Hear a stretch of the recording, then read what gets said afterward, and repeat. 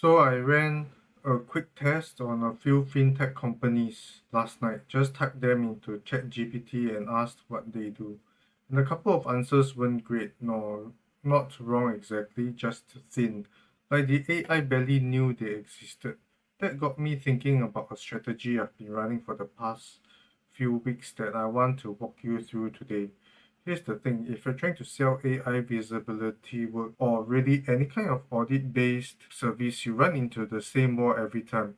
You're pitching a project to someone who doesn't believe the problem is real yet. They've never checked if ChatGPT knows their company exists. They've never asked Perplexity to compare them to a competitor.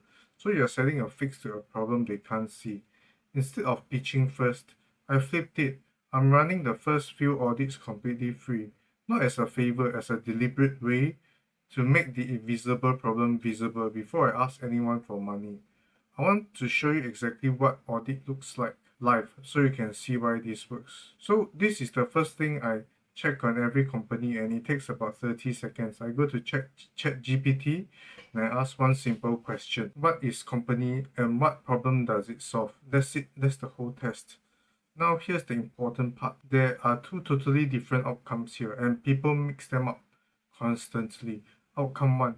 The AI has no idea who you are. Blank, stare, generic answer. Maybe it confuses you with a different company entirely. That's a no footprint problem. It means you don't exist in the training or retrieval data. Outcome 2. The AI does know you, but the answer is outdated. Maybe it's describing a product you pivoted away from 2 years ago. Maybe it's got your pricing wrong. That's a wrong footprint problem. These sound similar, but they are completely different fixes. No footprint means you need more content and more presence out there. Wrong footprint means your existing content needs to be clearer and more current.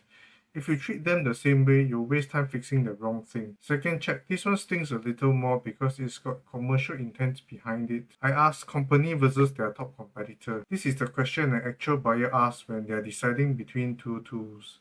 So if your company doesn't show up here or it shows up and gets described weirdly, that's not a small gap. That's a lost deal you never even knew was on the table. I'll screenshot this every time because this is usually the moment a founder goes from I don't think this is a real problem too. Okay, show me more. Third one, and this is the most overlooked technical check there is.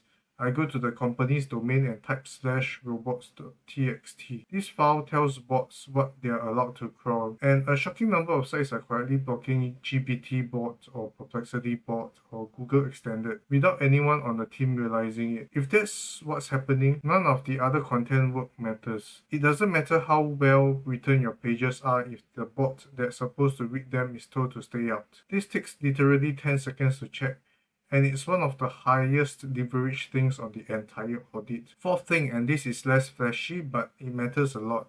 I read the first 100 words of the homepage just there and I ask, does this answer in plain language what the company actually does? A lot of homepages spend the first 100 words on a tagline and a hero image caption instead of an actual answer.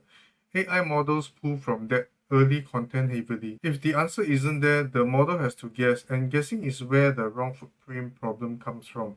I also glance at the headings. Features as a header tells an AI model nothing. How we automate invoice tracking tells it exactly what to extract. So that's the audit. 4 checks, maybe 20 minutes of work once you know what to look for. Here's why I'm doing this for free right now instead of charging for it. First, there's no risk for the company. They're not paying for a promise. They're just seeing their actual situation. Second, and honestly, that this is the bigger reason. It forces me to be sharp. When someone's paying, you can get away with a templated report.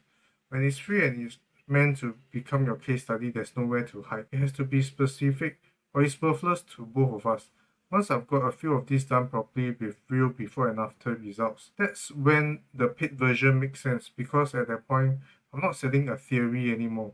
So if you're building any kind of service business right now and you're stuck trying to convince people a problem exists, stop pitching and start showing them. Run the free version first, make it genuinely sharp and let the result do the convincing. If you want to know whether your own company actually shows up when someone asks ChatGPT or Perplexity about it, click the link in the description. I'll run this exact check on your business.